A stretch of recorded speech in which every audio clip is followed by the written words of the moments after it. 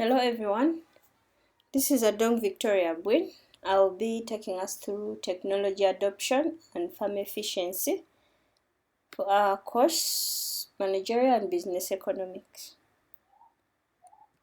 I will start with a quote from Bill and Melinda Gates Foundation that goes, "Investments in agriculture are the best weapons against hunger and poverty, and they have made life better for billions of people." I gravitate a lot to this quote because as a country, agriculture is the backbone to our economy, and the more we invest in agriculture, the less we shall have hunger and poverty, and the better our lives will be, personally and for the individuals around us.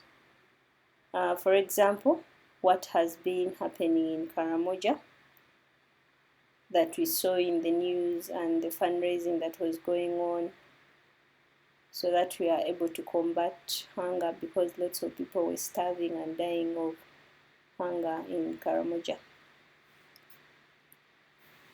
So as you can see on the screen, the content to our topic today is we will understand technology adoption and farm efficiency. We will also get to know the different technology used on farms and the importance of technology adoption in farm production and the factors affecting technology adoption and farm efficiency, then the possible solutions to the challenges. So, as we start, technology adoption as a term involves identification and assessment of agriculture practices and technologies that enhance productivity, food security, and resilience in farms. In other words, this is people having, more like farmers having to transition from the old practices of agriculture and gravitating towards identifying those practices that can help increase on crop yield and production, and of course have resilient farming system. By resilient farming systems, we come to terms that the systems we have now are not as practical if we are to look at the climate change impacts that are affecting agriculture. So it is paramount for us to start practicing sustainable agriculture practices, and that is where also technology adoption comes in. Farm efficiency is more like a term, it's an expensive term that is used to compare the yield of crops of a given farm. For example, if it is Dr. Mukisa's farm, and you want to know the farm efficiency on his farm, you will have to compare the crop yield from his farm to the crop yield on other farms in the same locality. It's best to compare this in the same locality because there are those other environmental conditions that we can't control. Therefore, it means if his farm and the other farm you're comparing it has to have the same locality, so you're able to at least have the best measure of how efficient his farm is from the other. So farm efficiency is a measure of comparing the yield of all the crops on a farm with the average yield of crops on another farm, but usually in the same locality. So it is best for you to have the easiest efficiency to know than trying to compare it with farms in a different locality, because you don't really know how the environmental factors come in that area. So when we look at the different technologies involved in farms, we can categorize this into three, where we look at mechanization, because most of the times when people hear the word technology and agriculture, what comes to mind is mainly mechanization. But there are three categories to technology in agriculture, and the first one is, we can look at the first one, which is mechanization, and this one is also divided into three, because mechanization, this one involves the first category being hand technology, which is hand tool technology, which involves the use of tools like hoes, pangas. These ones usually use human power. Hoes, pangas, knapsack sprayers, the handheld knapsack sprayers. Most of this hand tool technology is technology that basically needs human power to run it. Yes, so that is the first one. Then of course there is the animal drought technology, which is powered by animals. For people who have been in the villages or have grown up in the villages, we know that most of our land is plowed using oxen. You can take that as the best example for the animal drought technology. And of course in other areas like Kapchora, they use donkeys for transportation of produce from the garden to stores. Because of the terrain of the area, they also use it for movement, for carrying inputs like fertilizers, seeds. So all of that, you can see it as animal drought technology. So thirdly, the other form of mechanization, the one that most people gravitate towards, is the mechanical power technology, which is powered by petrol, diesel fuel, or electricity. By electricity, these are machinery, agricultural machinery that are electric, gravitating more towards clean energy or green energy. That is staying a bit away from the petrol and diesel fueled machinery, which comes with its own hazards to the environment, like emission of greenhouse gases that have increased on the temperature in the environment and led to climate change and higher temperatures that have led to longer droughts and shorter rain periods. So when it comes to mechanization, these are the main three that you look at: the hand tool technology, the animal drought technology, and the mechanical power technology. So for the mechanical power technology, you can see like for people who move towards Jinja Kampala Highway, you can see the tractors or the harvesters or the irrigation sprinklers that are along the road on the sugarcane plantations for Kakira and other companies that are into sugarcane plantation. That is the best example you can have for now. For individuals that have huge farms, they also employ a lot of tractors, a lot of harvesters, a lot of threshers. This is where also the millers come in, but this is mainly more up high on the agricultural value chain of processing. So that is all about mechanization. So we come to our second category for the technologies, the usage of chemicals, and this is mainly for control of insects, diseases, and weeds.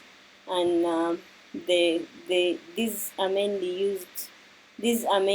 pesticides, herbicides, fungicides, all the other chemicals that are used to control insects and disease and weeds in the farm. And when it comes also animals, now this is where you can have the acaricides, because farm efficiency isn't just all about crop production, it also brings in the animal husbandry involved. Then of course it also increases in productivity. By this is when we involve in fertilizers, chemical fertilizers that are helpful in control in faster growth of the crops and provide nutrients to the crops. Most of them you can have the ones that are the commonly used is CAN. Then there is the no weed that is applied. All of that helps in increasing productivity and reducing or controlling insect disease and weeds. That is mainly when it comes to chemicals on the crop side. On the animal side, this is where you bring in the spraying of the animals, spraying against ticks, spraying against any other pests that affect the animals. When it comes to the chemicals, this is where when it's on the animal husbandry, this is why you see farmers taking care of giving these animals the necessary nutrients in their diets, in their food, in the water that they take. Even when it comes to poultry, this is where you see we use this is why you see these chemicals mixed in their food so they don't fall sick often. All of this is technology that is helping in farm efficiency and higher production of food in form of crop and animal in form of meat and all the other products that they come with. The third category is application of modern genetics. This is where a lot of genetic engineering technology is used. This is to help produce disease-resistant seed varieties and genetically modified crops, yes, but also when it comes to animals, let's say poultry, this is where you find chicks that are already this is where you find people have go to hatcheries and they buy they are able to purchase these chicks, and in about a month or so these chicks are able to grow and be used as food in a month's time. This is all by application of the modern genetics. Yes, these are the three different categories when it comes to technologies and agriculture, and these three have helped in improving farm efficiency, both on the crop and animal husbandry. So the importance of technology adoption in farms is several reasons. There are very many reasons why technology adoption is important to increase in farm efficiency. Helps in crop productivity, not just crop, animal productivity too. It helps in reducing use of water and fertilizer and pesticides, and this has kept food prices a bit low. It has reduced on the impact on natural ecosystems. This is in form of where people are more aware of the impact of probably cutting down trees in areas so that they can plant. Instead, farmers have been able to know that you don't need to cut down a tree for you to plant a crop there. It's best to actually intercrop and put put crop varieties that can thrive in the same ecosystem as the trees and the plantation that is around them. It has also helped to reduce runoff of chemicals into rivers and groundwater. This one gravitates a lot more on the building of trenches and drainages in gardens, which has helped in water filtration into the soil instead of runoff into the rivers that has caused soil erosion and reduced on the soil nutrients. So this is one of the importance of technology adoption. It has also increased worker safety. This is mainly for cases and work that involves, for example, if it is in crop areas where human power cannot be able to work best, it's best to use machinery or any other technology available. And also for animals, it has helped a lot in keeping them safe, especially for animals, like if there is been, for example, cows that are not friendly to humans and they really need to be milked. It's farmers have actually been able to realize that it is best for you to actually get a milker that can help you actually do that work faster and a lot safer. Sustainable land use is also one of the importance. Land has been used sustainably in a way that there has been intercropping, there has been grazing of animals in like zero grazing in areas where there is not enough land.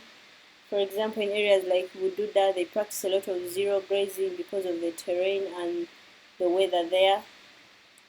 Yes, it's been helpful in sustainable land use. Profitability is also one of the major importance of technology adoption, because with higher productivity of crop and animal, it also means they will also be a lot more profitable, because also the expenses involved may have to reduce, and that means the agribusinesses have become more profitable now with technology adoption, and also have reduced on the spoilage of produce, since individuals have learned to get technology and practices that can keep produce fresh and safe for longer periods. And of course, with that, there has been increased access to markets, because there's been availability of transportation to markets, and also transportation of individuals to the farmers to be able to get this produce. These are among the many reasons that's why technology adoption is important, but there are several others out there.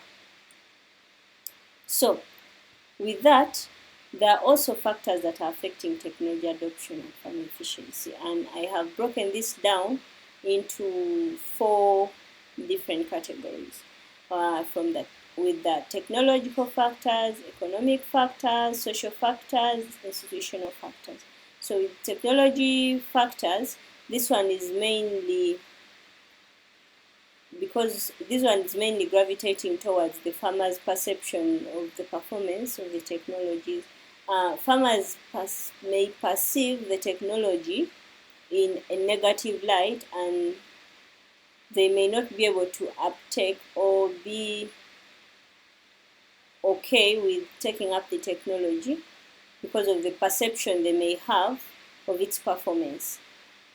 Then also the features of the technology. If the technology provided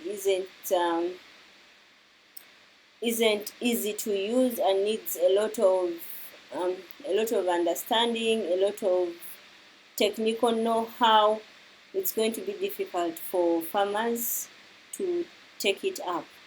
When it comes to economic factors, these ones are several, and there are more than the 5 here, but these are the major ones. The land and farm size is very paramount to technology adoption, because most of the land in our country is fragmented, and this fragmentation has led to a lot of farmers not taking up technology, because technology like tractors may need someone to have a lot more than just a few plots of land with which they are growing their production, or with which they are keeping their poultry, in case they want to in case they want to get a hatchery. They will have the land size may be an issue, because with a hatchery it means you may need a lot of land with which you're going to build structures for the chicks that you are producing. The initial cost of the technology is also important, because if the technology is very expensive, farmers are not going to be okay, or are not going to actually adapt to that technology, because the cost of it is enough to sway them away from it. They'll look for something cheaper that they can use to acquire the same result. Of course, the expected benefits after they have adapted the technology is also important. Then the cost incurred during the adoption, this involves the maintenance costs of the machinery or of the technology that they have acquired or that they may need to acquire. Then, of course, the farmers' income levels from other off-farm economic activities paramount, because as agriculture as a sector is not an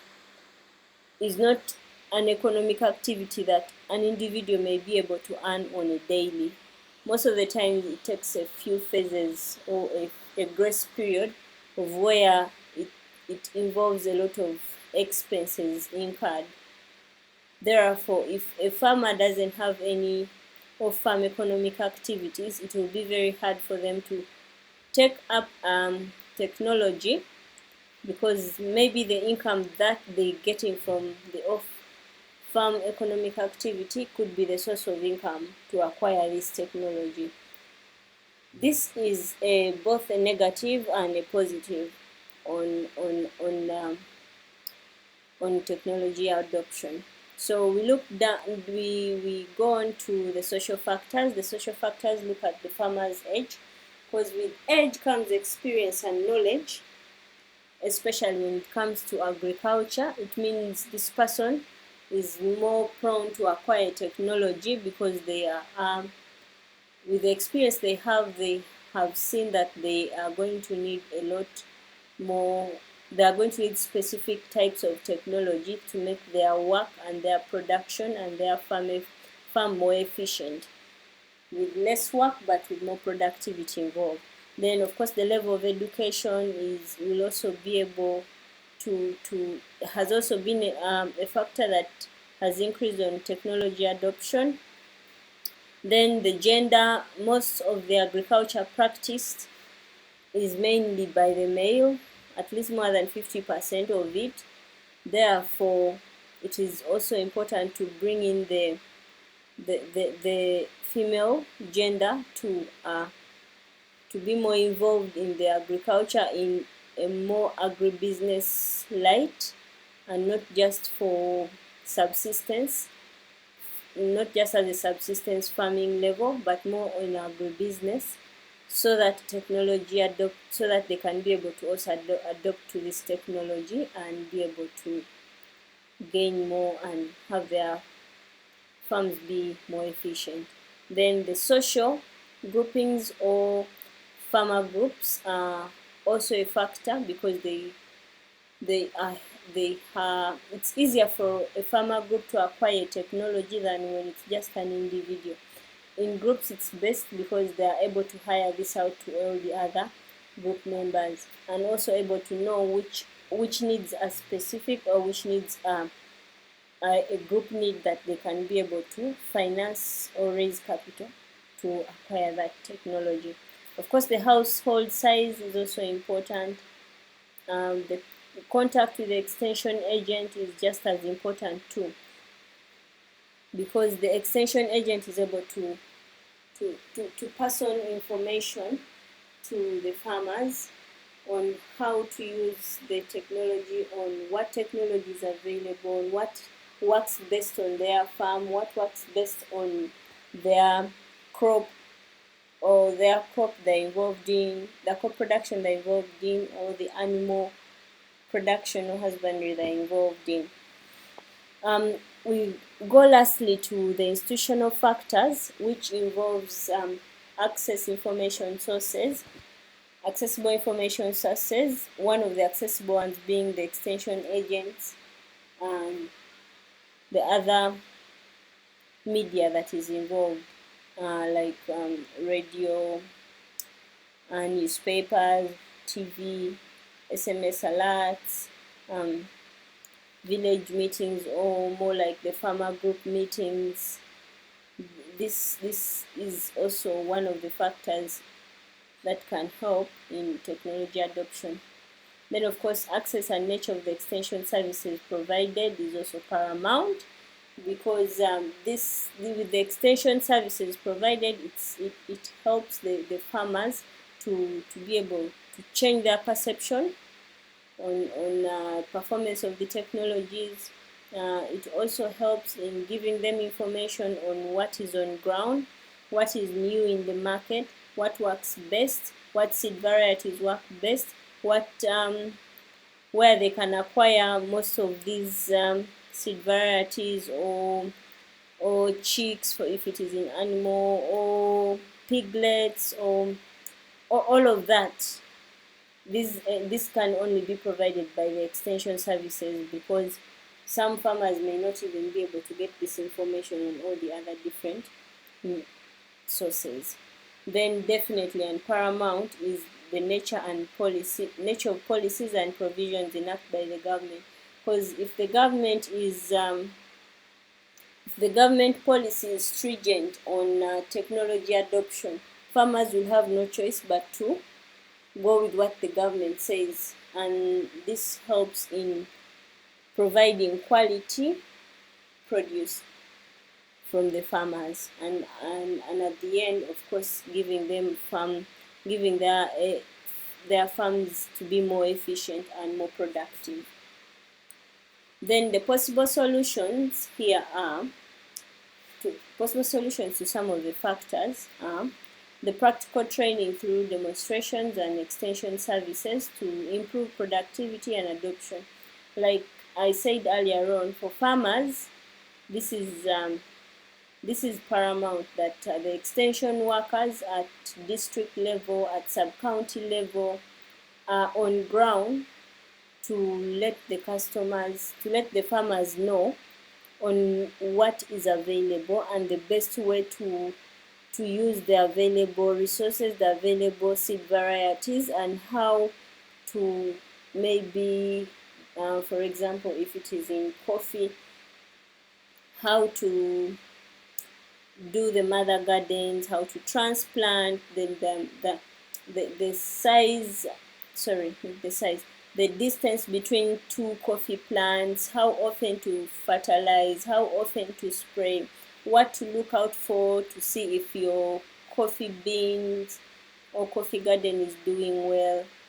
That is all the practical training and demonstrations that is needed for the farmers on ground. Then, of course, as earlier mentioned, the provision of information. This can be via face-to-face during the farmer group meetings, which most of the times can be held once a month or twice a month, dependent on the need. The communication sources, that this is where they're able to get information on what the government is planning, what is new on the market, and all of this can be got during those meetings, because the farmers were able to get this from the mainstream media sources, and of course others are able to get them on the other ICT tools information sources. Then, as earlier mentioned, the enacting of an agriculture policy so that it enhances the adoption of production technologies. Because with this, we are able to produce quality produce, for example, with the coffee, which is one of our number one exports into the international market. Then, of course, the creation of farmer-based organization, like I said earlier, it's easier for farmers to work together to a common goal than having one farmer working alone towards one goal, towards that one goal. So these farmer-based organizations are helpful in creation of policies, regulatory strategies, and also markets. They're able to get markets and access any other services that can support their agribusiness. The also promotion of farmer participatory methods like technology appraisal and selection. This all goes down to also extension services provided. Then, of course, the improvement of an extension strategy and designation, which guarantees sustainable service delivery to increase adoption of technologies. Improving the extension strategy, it comes down now again to the government or the regulatory authorities of different agriculture value chains. Like for dairy, they also have a different own strategy. There's also a whole different policy managing it, just like for coffee. So other crops could also actually take the same route, like the ones who do rice, the ones who do maize, all the other different crops that different farmers are involved in. But this can only be done if at least there is a farmer organization that is able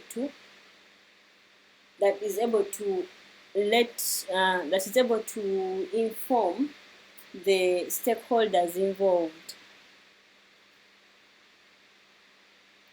Then, of course, one of the solutions is being able to access credit, so that the credit is being able to access credit from the financial institution, from different money lenders, different microfinance institutions, different commercial banks. All of this geared into agriculture production and farm efficiency. I hope this was able, at least I hope my presentation was at least an eye opener towards technology adoption and farm efficiency. Thank you, everyone. In case there are any questions, please leave them in the comments.